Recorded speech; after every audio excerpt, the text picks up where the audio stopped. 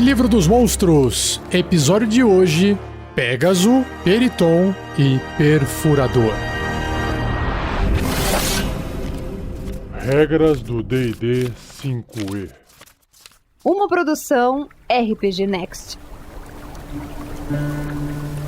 A ilustração do Pégaso, que tem no Livro dos Monstros, basicamente é um cavalo branco muito bonito, alado com um par de asas iguais a de uma pomba branca.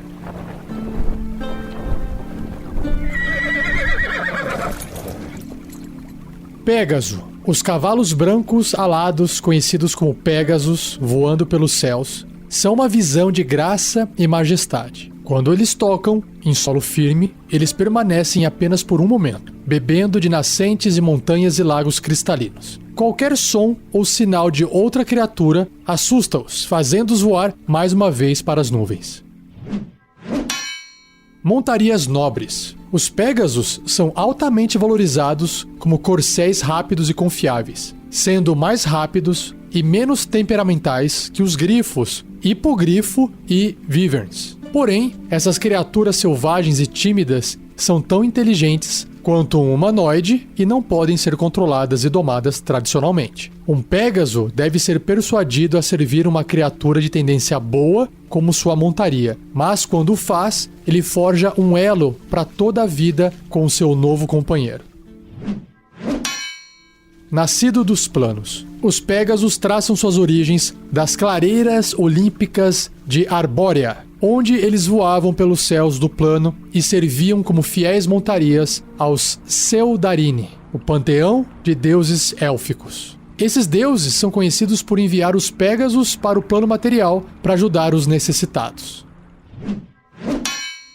Ninhos de Pégaso. Os Pégasos têm um parceiro por toda a vida, construindo seus ninhos em locais difíceis de alcançar e dando à luz a filhotes. E antes de eu passar para o bloco de estatísticas, também tem um papelzinho aqui com uma anotação escrito deixado à mão que diz o seguinte: eis o Pégaso, ele pode ultrapassar um dragão a céu aberto e apenas o melhor entre nós pode esperar montar um. Um emblema apropriado para a nossa grande casa, você não acha? Quem escreveu isso foi um tal de Tilenvani de Oren, herdeiro com a marca do dragão e orgulhoso representante da casa Oren.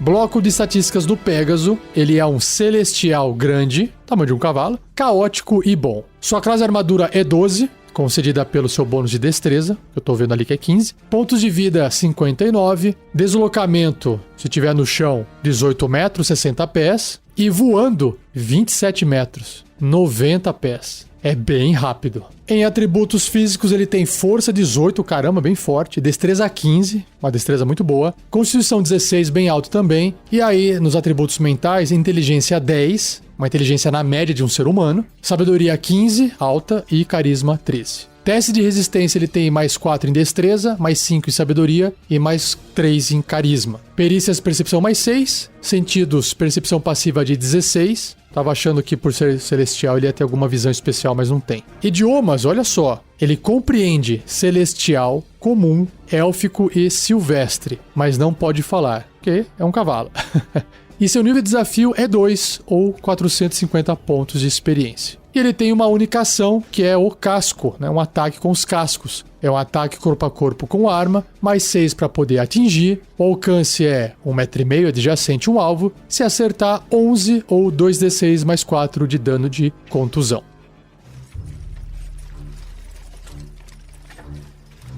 Ideia de aventura. Bom, é evidente que o Pégaso faz muito mais sentido sendo uma montaria. Mas eu acho legal subverter um pouco essa ideia de que os aventureiros vão encontrar um Pégaso que é caótico e bom e ele vai tratar todo mundo bem. Eu acho que os aventureiros podem ser enviados por uma missão de fazer alguma coisa em algum lugar, que talvez seja coletar algum tipo de ingrediente em troca de muito dinheiro, porque aquele ingrediente vai ser usado para fazer alguma coisa para a filha, para o filho que está doente de alguma pessoa poderosa na cidade ou com muito dinheiro. E aí os aventureiros toparam isso e estão ali subindo uma montanha e de repente eles chegam no ninho dos Pégasos. Na verdade, o que eles têm que levar talvez seja, não sei, o casco, a unha do animal, os dentes? Será que tem que levar as penas e aí tem que arrancar isso do filhote? E aí o Pégaso, o casal de Pégaso pode aparecer e pode rolar um combate. Um combate talvez onde os aventureiros não queiram fazer, mas essa criatura tá defendendo seu ninho. O fato dela ser caótica e boa não significa que ela não vai atacar ninguém. Significa que ela não faz maldade, ela não... O alinhamento, a tendência, a natureza dela não é ser má, né? E aí naquela situação os aventureiros podem estar numa situação complicada, difícil, e talvez eles nem saibam que o cavalo entenda o que é comum ou não. Será que eles vão ouvir? Afinal de contas, eles estão ali invadindo o ninho do Pégaso, né? E vão estar numa situação de desvantagem, né? Num topo de uma montanha, não tem pra onde correr, e o cavalo voa, e ele basicamente pode estar voando e atacar com um casco sem precisar pousar, e se pousar sai voando de novo imediatamente. Tem uma velocidade muito rápida. Será que os aventureiros vão atacar até matar? Será que eles vão conversar entre eles e acabar falando e o Pégaso vai escutar e vai parar de atacar? E será que depois vai ficar evidente que foi uma péssima ideia fazer isso? Será que tem como, de repente, conseguir aquele material de forma passiva? Ou esse ingrediente, seja pena, casco, dente, sei lá, para poder ainda salvar a pessoa que tá lá precisando desse ingrediente para virar um elixir da vida, sei lá, e salvar a pessoa? E aí eu acho que esse é o momento que talvez numa conversa onde o Pégaso não vai responder, mas ele pode ouvir e pode tentar talvez balançar a cabeça ou fazer alguns gestos para poder mostrar que ele tá compreendendo. E aí será que o Pégaso pode levá-los até um outro lugar onde tem alguma água mágica que basta tomar essa água, não precisa levar casco nem dente de ninguém? E aí eles voltam para a cidade lá montados em Pégaso. Será que isso seria legal? Seria meio épico? 4 aventureiros, 2 Pégasos. Ele consegue levar 2 pessoas ali no lombo, né? Não se trata de uma aventura completa, mas um conflito podendo utilizar o bloco de estatísticas do Pégaso como um monstro para ser combatido, né? Pelo menos por um tempo. E se você tiver uma ideia interessante também de aventura que possa ser introduzida ou usada o Pégaso, compartilhe no fórum do RPG Next ou no post desse episódio. Seja você também um guerreiro ou uma guerreira do bem. Para saber mais, acesse padrim.com.br/rpgnext ou picpay.me/rpgnext.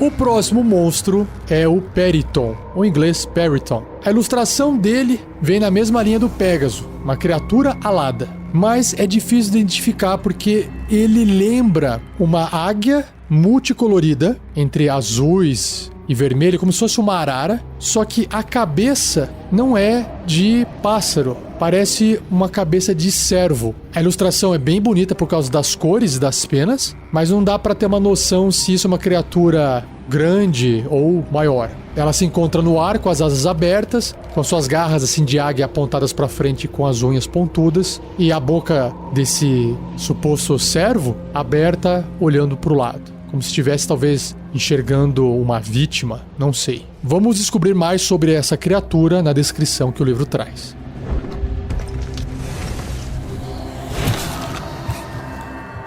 Periton. Apesar dessa monstruosidade carnívora se alimentar de qualquer criatura, ela prefere humanoides. Especialmente elfos, meio-elfos e humanos. Quando mata um humanoide, um Periton arranca o coração de sua presa, caramba, e leva-o de volta a seu ninho para devorá-lo. Nossa! Um Periton é uma criatura bizarra que mescla o corpo e asas de uma ave de rapina com a cabeça de um cervo. Então eu acertei. Sua característica mais estranha é sua sombra, que aparenta ser um humanoide ao invés de refletir a forma física da criatura. Caramba, como se fosse uma maldição. Sábios dizem que os primeiros Peritons foram humanos transformados por uma maldição, aí tá aí, hedionda, com um experimento mágico. Mas os bardos contam uma história diferente. A história de um homem cuja infidelidade fez com que sua esposa desprezada arrancasse o coração da sua rival mais jovem e bela e consumisse-o em um ritual intencionado a ganhar o coração do seu marido para sempre. O ritual teve sucesso até a vilania da mulher ser descoberta. Ela foi enforcada por seu crime, mas a magia persistente do ritual hediondo dela fez com que os pássaros carniceiros que se alimentavam de seu cadáver se transformassem nos primeiros Peritons. Caramba!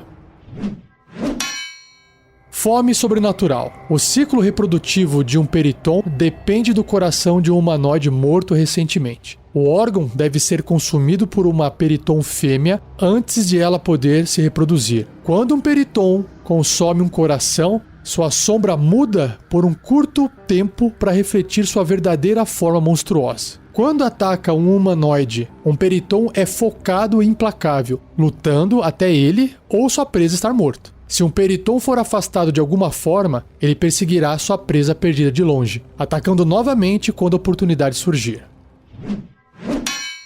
Flagelo das montanhas. Os peritons se empoleram no topo de cordilheiras de montanhas e fazem seus covis em cavernas altas. Eles caçam as criaturas vivas ou vagam nos vales abaixo. Os viajantes em estradas solitárias na montanha aprendem a manter seus olhos atentos aos céus. Já que armas normais são menos eficientes contra os peritons, o povo das montanhas sabe como evitar confrontos com esses monstros a todo custo. Assentamentos permanentes são atraentes aos peritons como fonte de alimento renovável.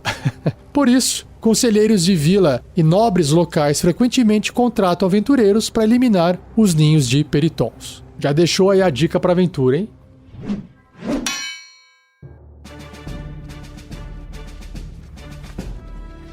Os peritons, então, são monstruosidades médias. Achei que fossem maiores. Mas uma ave média bem grande. E caótico e maligno. Classe armadura 13, uma armadura natural. Pontos de vida 33. Deslocamento 6 metros, 20 pés se estiver no chão, ou voando 18 metros, 60 pés. Mas apesar do tamanho, força 16, bem forte. Destreza 12, ok. Constituição 13. Inteligência 9, caramba, bem inteligente. Apesar de estar abaixo da média de um ser humano, mas é uma monstruosidade. Sabedoria 12 e carisma 10. Perícias, percepção mais 5. Resistência a dano.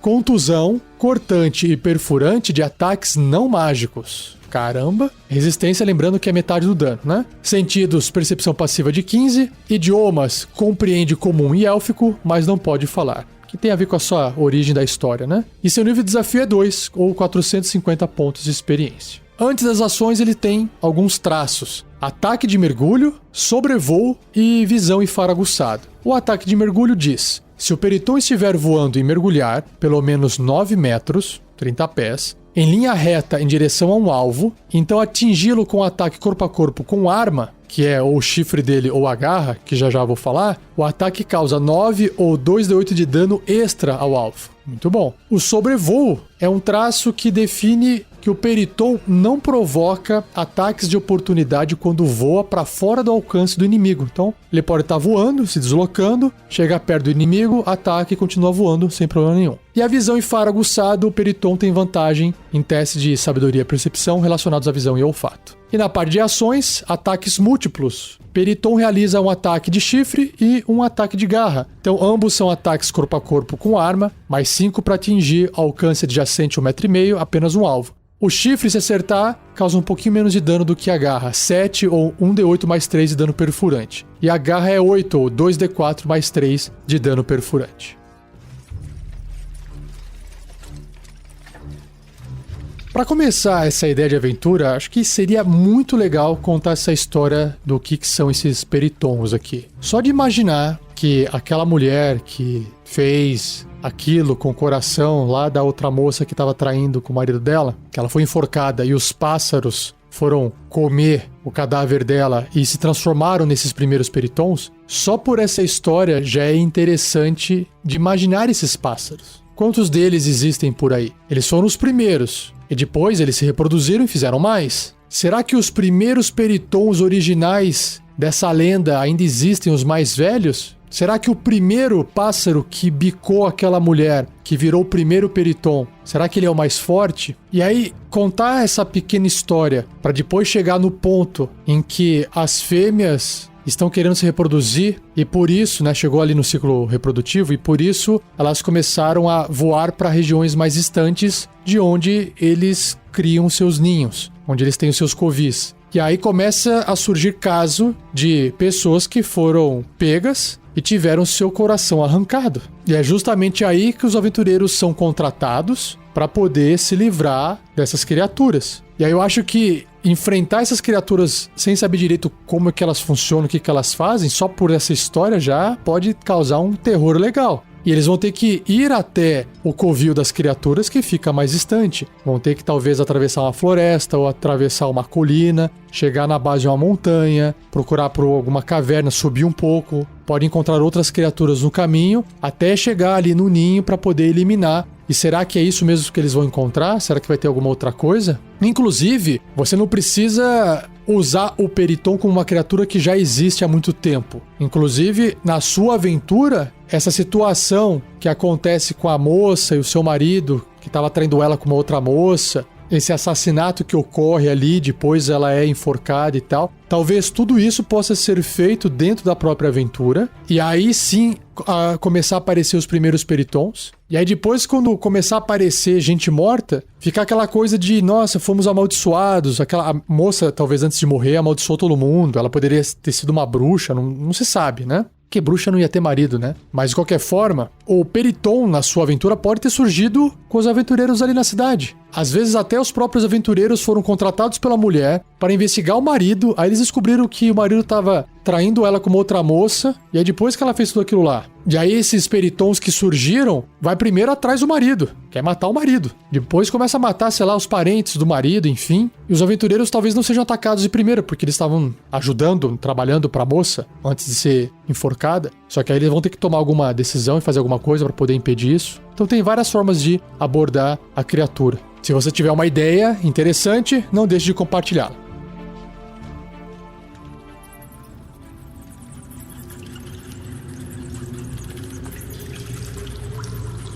E o último monstro do cast de hoje é o Piercer, que é o Perfurador. A ilustração que tem no livro dele é nojenta. Imagina uma lesma bem nojenta e na cabeça ali da lesma tem um grande olho em formato de fenda, tipo olho de gato, e mais na frente tem a boca com 3 ganchos. É nojento o bicho. E tem umas patinhas na parte de baixo, assim, do corpo. É um bicho bem feio e ele parece estar fora do habitat dele, assim. Ele tá no chão, de lado, deitado, como se o chão não fosse o lugar para ele ficar. Junto dessa ilustração que é colorida, também tem, atrás, traços do perfurador, acho que no seu habitat. Então ele tá simulando uma estalactite e também uma estalagmite. Ele parece se confundir com as rochas. Talvez seja assim que ele ataque suas vítimas.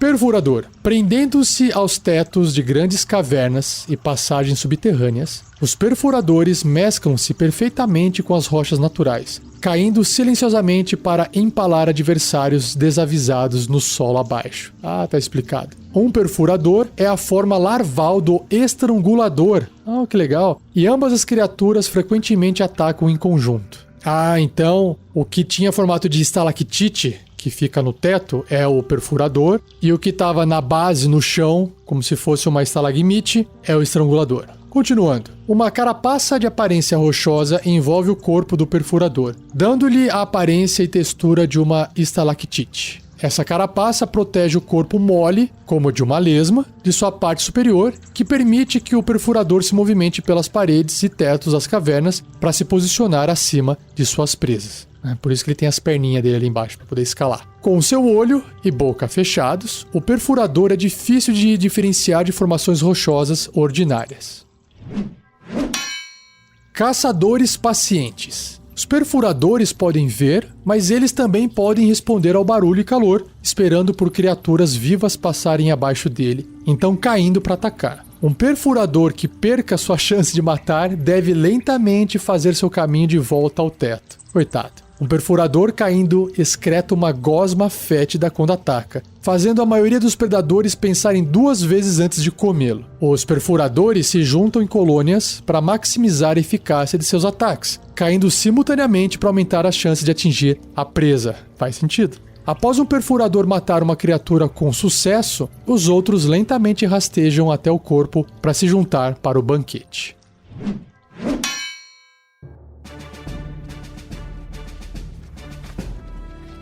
Perfurador, monstruosidade média, tamanho de um ser humano, e unaligned, ou imparcial. Sua classe de armadura é 15, uma armadura natural. Pontos de vida, 22. Deslocamento, 1,5 m, que é um quadradinho, 5 pés. Escalada também de 1,5 m, 5 pés. Então, bem devagarinho mesmo, bem lento. E aí ele tem força 10, uma força média, ser humano. Destreza 13, um pouquinho melhor. Constituição 16, opa, melhorou. Agora, inteligência 1.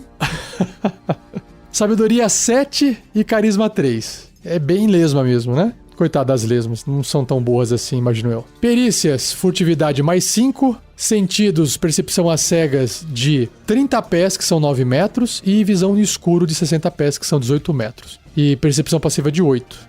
Porque tem menos 2 na sabedoria, então não tem bônus nenhum, é 8, é baixo. Idiomas nenhum e nível de desafio meio, ou 100 pontos de experiência. Aí ele tem 2 traços, né? Aparência falsa, claro, e escalada aracnídea. Vamos ver a aparência falsa primeiro. Enquanto o perfurador permanecer imóvel no teto, ele é indistinguível de uma estalactite normal. Legal. E a escalada aracnídea, o perfurador pode escalar superfícies difíceis, incluindo andar de cabeça para baixo em tetos, sem precisar realizar um teste de habilidade. Isso é importante porque ele já tem a velocidade de climb, que é de escalada, o que permite ele escalar normalmente, como se estivesse andando no chão, tá andando na parede. Só que se a superfície é difícil ou até no teto de ponta cabeça, aí nesse caso não faz diferença por causa da escalada aracnídea. E ações é a queda, ação de queda. É um ataque corpo a corpo com arma, mais 3 para poder atingir uma criatura diretamente abaixo do perfurador. Se acertar 3 ou 1d6 de dano perfurante para cada 3 metros de queda, até 21 ou 6d6 no máximo. Só que se ele errar esse ataque, o perfurador sofre metade do dano normal de queda para a distância caída. Faz todo sentido. Como ele tem 22, então ele não vai morrer. Não tem como ele morrer. Interessante. Bem diferente o monstro.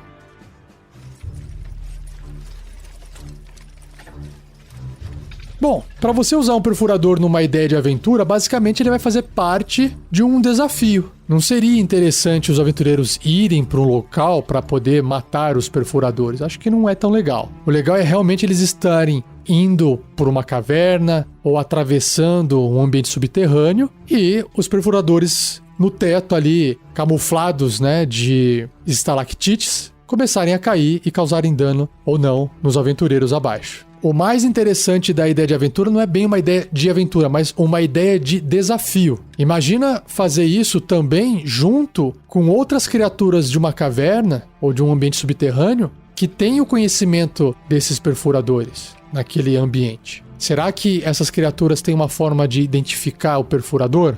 Será que essa informação, uma vez que os aventureiros consigam sobreviver a esse conflito, esse encontro, depois será compartilhado com eles, porque aquelas criaturas, na verdade, não eram nem criaturas malignas ou não estavam ali para poder prejudicar ninguém, apenas estavam defendendo alguma outra coisa? E aí, será que os aventureiros quase mortos pelos ataques agora têm uma informação a mais que, olha, para você poder identificar um perfurador, ainda você vai ter que fazer um teste, olhar e tal, mas é mais fácil se você fizer assim, assim, assado? Pode ser, para aquela aventura, até pode valer um pouco. E aí com essa informação eles podem continuar seguindo o caminho deles, só que agora eles vão ter que evitar os perfuradores enquanto eles atravessam talvez um abismo pulando de uma plataforma a outra. Aí você fala, pô, mas como é que um perfurador vai estar em cima de um abismo que cai? Não, eles não vão estar em cima, eles vão estar em cima dessas plataformas, né? Ah, mas aí como é que o perfurador chega lá em cima no teto? Aí ele tem que escalar para baixo da plataforma e ir até o final do abismo, que é profundo, andar lá embaixo, subir pelo outro lado, leva uma eternidade. Ou até, uma outra coisa interessante que pode acontecer é às vezes existir, vamos supor que esse grupo de outros monstros, outras criaturas que atacaram os aventureiros, tirando os perfuradores, vivem dos perfuradores. Tipo, comem a carne dessas criaturas. Então, eles têm que ficar andando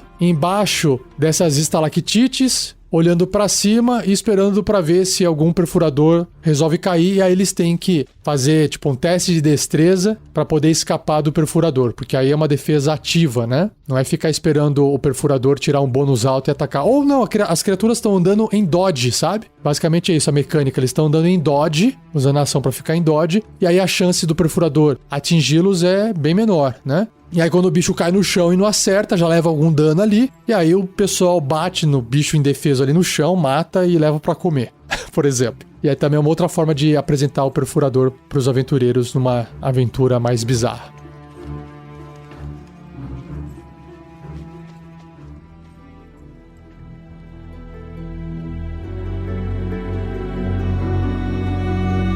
E assim encerro mais um episódio do Regras do D&D 5e. Espero que você tenha gostado de novo. Não deixe de compartilhar, deixar um joinha, agradecer ao Gleico Vieira Pereira pela edição fantástica de mais um episódio. E se você ainda não conhece nossos outros podcasts, Aventuras e RPG, Bate-Papo, podcasts de outros sistemas, dá uma visitada no nosso site, rpgnext.com.br. Olha lá nosso material, inclusive nós temos contos sendo publicados lá, se você gosta de ler. Acesse também, deixe seu comentário para ver se você curtiu ou não. E não perca o próximo episódio, onde irei apresentar os monstros Pixie, Pseudo-Dragão e o Verme Púrpura. Fechou? Então, muito obrigado, um abraço e até o próximo episódio.